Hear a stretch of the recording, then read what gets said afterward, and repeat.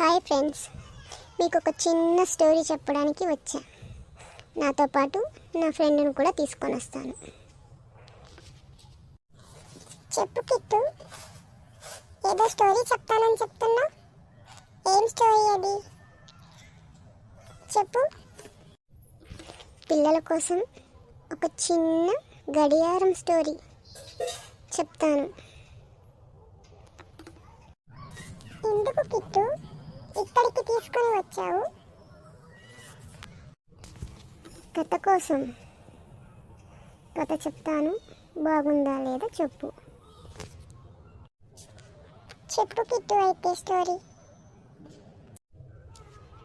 ఒక ఇంట్లో ఒక పాత గడియారం నిశ్శబ్దంగా గోడ పైన వేలాడుతూ, ఒక ఇంట్లో కొత్త డిజిటల్ వాచ్ వచ్చాక ఎవ్వరూ దాన్ని పట్టించుకునే వాళ్ళే లేరు.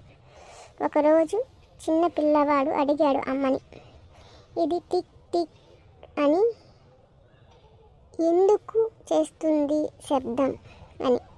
తల్లి నవ్వుతూ చెప్పింది, అది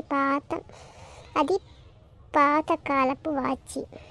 అది కాలంతో మాట్లాడుతున్న శబ్దం బాబు. ఆ రోజు నుంచి ఆ గడియారం మళ్ళీ గర్వంగా టిక్ టిక్ చేస్తూ బ్రతుకుతుంది. దాని భావం నేను చెప్పేదా కిట్టు?